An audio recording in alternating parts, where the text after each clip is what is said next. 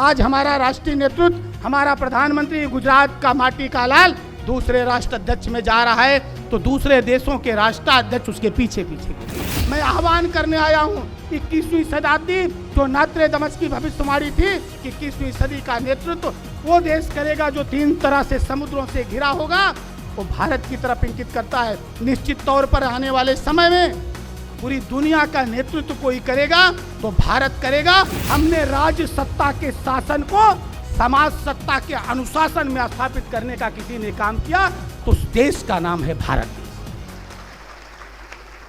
हमारे मुख्य अतिथि जिनको सुनने के लिए हम सब बेताब है, उनको मैं निमंत्रित करना चाहूँगा श्री दिनेश प्रताप सिंह जी। समर में घाव खाता जो उसी का मान होता है, छुपा उस वेदना में भी मधुर वरदान होता है, और सृजन में झेलता जो चोट छेनी की हथौड़ी की वही पाषाण मंदिर में कहीं भगवान होता है, वही पाषाण मंदिर में कहीं भगवान है। आज विश्वामित्री नदी के पावन तट पर बड़ौदा महानगर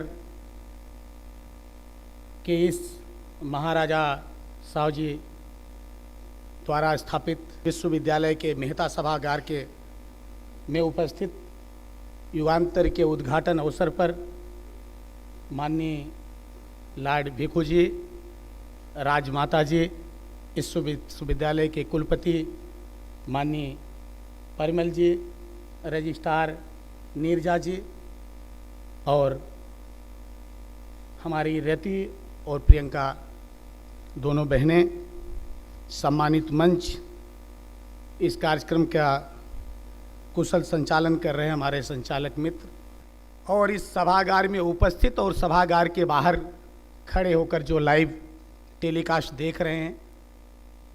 मैं दुनिया के सबसे बड़े यूथ संगठन नेहरू आकेन संगठन ministry of youth affair and sports की तरफ से आप सबका हार्दिक स्वागत करता हूं, वंदन करता हूं, अभिनंदन करता हूं। साथियों, हम लोग 3 दिन इस विश्वामित्री नदी के तट पर बैठकर शायद विचार मंथन करने वाले हैं, और विचार मंथन जब करेंगे तो जैसे समुद्र मंथन से बहुत सारे रत्न निकले थे, वैसे इस विचार मंथन से भी कुछ विचार रूपी अमृत भी निकलेंगे, जैसे अभी कुछ निकल चुके हैं, कुछ 2 दिनों में निकलेंगे। क्योंकि अगर हम माने तो शब्द ही ब्रह्म है, यही अमृत है। शब्द ही नष्ट नहीं होता है, बाकी तो सब कुछ नष्ट हो जाता है। तो जो इस परिचर्चा में आएगा निश्चित तौर पर हमारी भावी पीढ़ी के लिए एक उत्कृष्ट उदाहरण होगा। आज बड़ा शुभ दिन है कि हम अपने उस विषय पर 3 दिन चर्चा करने के लिए उपस्थित हैं कि भारत का विश्व का योगदान क्या है। जब जिगर जी ने मुझे इस विषय को बताया तो मुझे ये लगा कि शायद हम अपनी जड़ों की तरफ देखने के लिए उन्मुख हुए हैं। हम अपनी नींव को देखना चाहते हैं, हम अपने धरातल को देखना चाहते हैं। इसका मतलब है कि आने वाले समय में है भारत की एक बुलंद इमारत बनाना चाहते हैं, बुलंद तस्वीर बनाना चाहते हैं। क्योंकि इतिहास में हमको ऐसा पढ़ाया गया कि हम जंगली थे, असभ्य थे, क्रूर थे, लड़ाकू थे, आतताई थे। आज हमारे मन में ऐसा भाव पैदा हो गया है कि क्या सचमुच हम ऐसे थे? हमको अपने ऊपर विश्वास नहीं होता है, हमको अपने शोध पर विश्वास नहीं होता है जब तक कोई पश्चिम का दार्शनिक ऊपर मुहर नहीं लगा देता है। हम राम सेतु की भी बात करते हैं तो लोग सुप्रीम कोर्ट चले जाते हैं, अपने ही लोग, कि राम का तो अस्तित्व नहीं था, तो फिर राम सेतु की बात आप कहां से कर रहे हैं? लेकिन जब पश्चिम का कोई वैज्ञानिक आकर कहता है कि नहीं राम सेतु, श्री राम सेतु मानव निर्मित है, तो एक बार फिर हमारा सीना 56 इंच का हो जाता है। 1893 में पहली बार स्वामी विवेकानंद ने शिकागो के विश्व धर्म सम्मेलन में भारत को भारत के नजरिए से देखने का काम किया। उन्होंने कहा जिस चर्चा के लिए आपने मुझे बुलाया है, जिस तरह का ज्ञान हमको आप देना चाहते हैं, भारतवर्ष उसमें आपका गुरु रहा है। गुरु आप हमको सिखाएंगे। हम जंगली थे, हम आतताई थे, मुझे कोई भी व्यक्ति खड़ा होकर बता दे हमने किसी देश पर आक्रमण किया?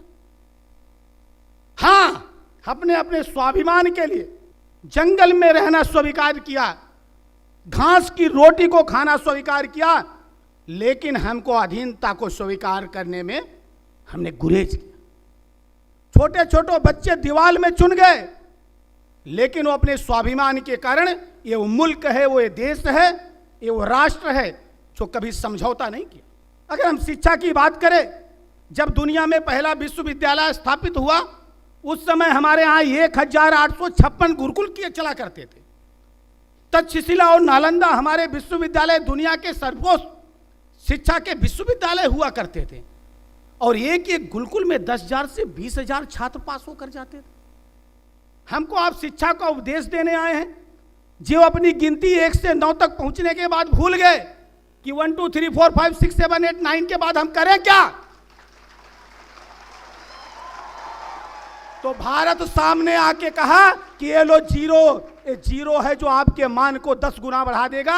1 के सामने लगा दोगे तो 10 होगा, 10 के सामने लगा दोगे 100 हो जाएगा, 100 के सामने लगा दोगे 1000 हो जाएगा। हमने कहा गिन लो जितना गिनना हो।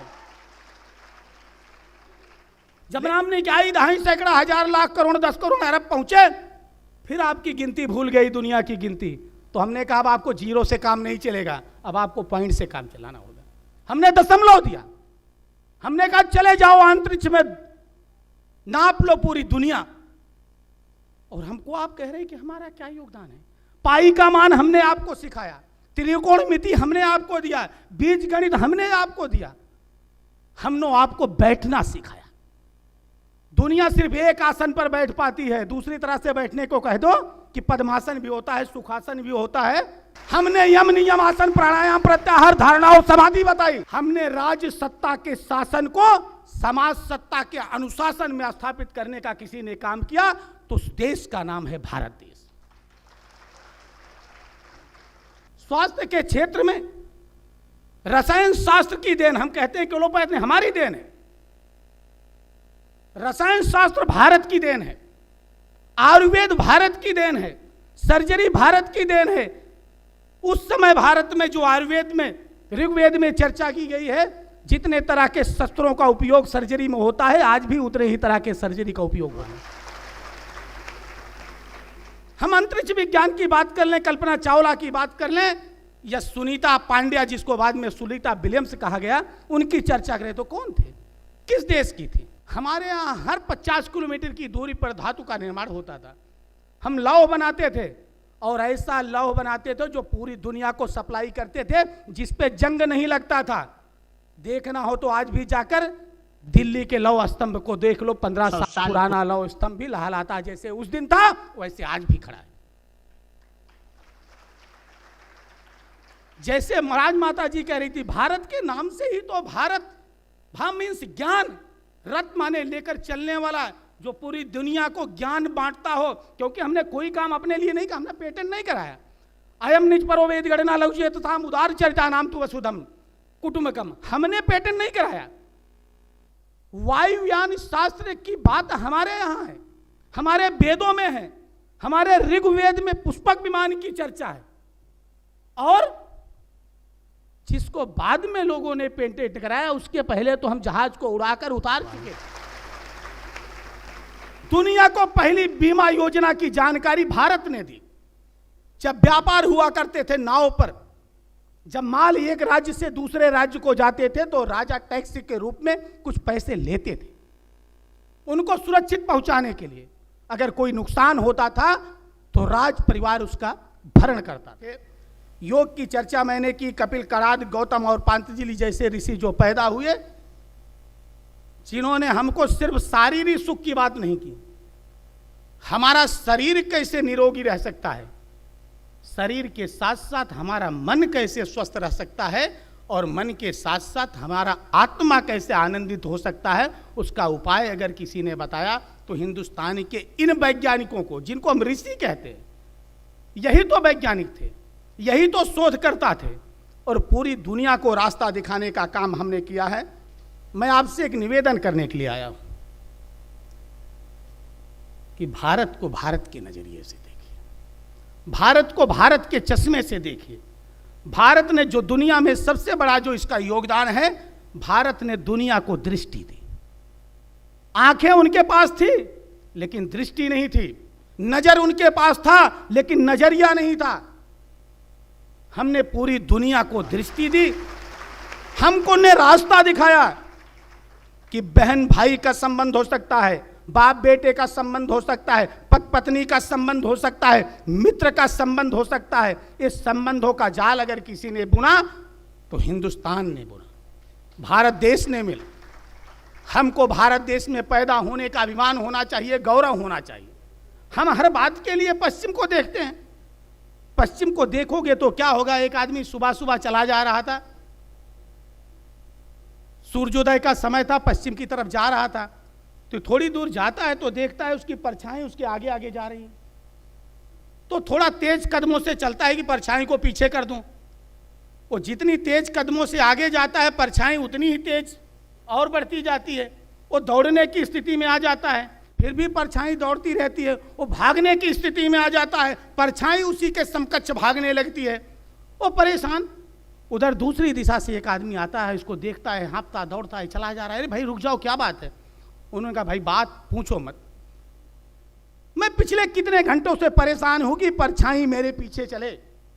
हमने सारे यत्न कर लिए, लेकिन मैं जितनी देर दौड़ता हूं, जितनी देर दौड़ता हूं, परछाई उतनी तेज ही मेरे आगे चल रही है। तो उसने कहा, अरे मूर्ख, तू सिर्फ अपनी दिशा बदल, तो पश्चिम की तरफ मत देख, तो पूरब की तरफ देख। जैसे वो व्यक्ति अपनी दिशा बदलता है, व्यक्ति आगे हो जाता है और परछाई पीछे।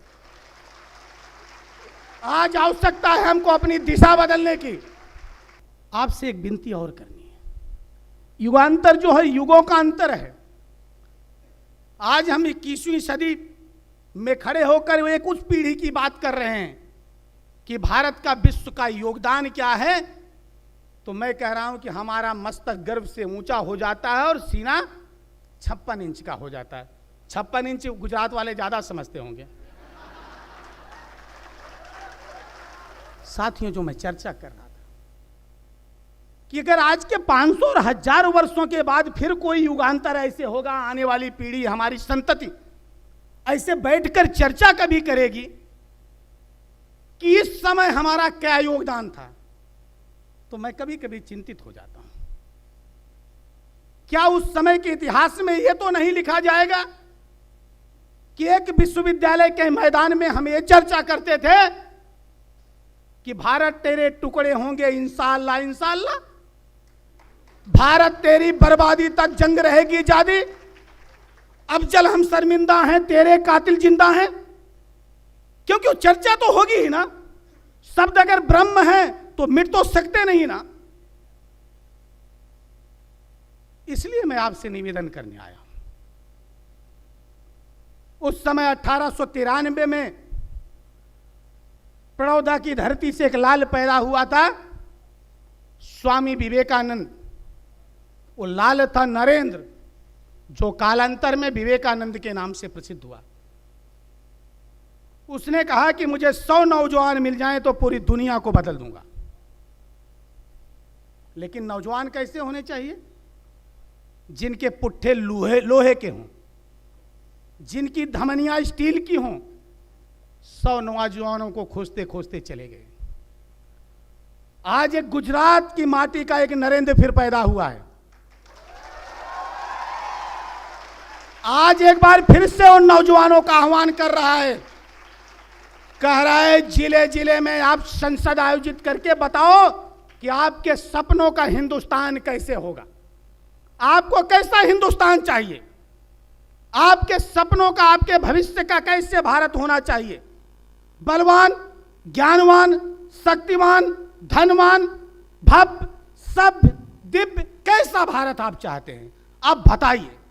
आज वो आह्वान कर रहे हैं और उस आह्वान को लेकर मैं आपके बीच आया हुआ, सिर्फ निवेदन करने के लिए कि जब भी कभी इतिहास लिखा जाए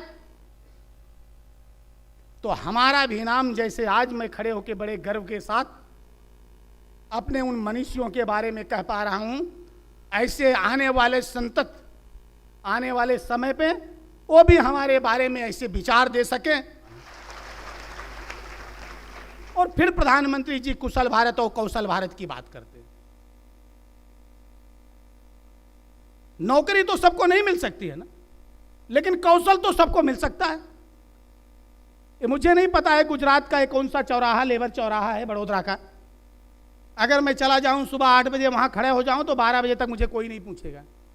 कोई आएगा कहेगा भैया दीवार चुनना आता है, बोझा उठाना आता है, रंगाई करनी आती है, पुताई करनी आती है, निराई करनी आती है, गुड़ाई करनी नहीं पूछेगा। ये थोड़ी पूछेगा कि आप कितना पढ़े हो। लेकिन अगर किसी व्यक्ति के अंदर कौशल है तो 8:30 बजे के बाद 8:30 बजे तक वहां वो नहीं पाया जाएगा, वो कहीं अपने काम पे होगा। तो कौशल की बात करिए। प्रधानमंत्री जी बेटी बचाओ और बेटी पढ़ाओ की बात करें, मुझे बड़ी खुशी है, 2 बहनें डैश पर बैठी हैं। और अपने युवा साथियों से विशेष करके आग्रह है, अरे आप नहीं पढ़ोगे, आप नहीं कौशल युक्त बनोगे तो अगर जमीन होगा तो हम हल चला लेंगे, बेटा हल चला लेगा। जमीन नहीं होगी मजदूरी कर लेगा। मैं आपसे पूछना चाहता हूं कि आप चाहते हैं कि बहन मजदूरी करे, बहन हल चलाए?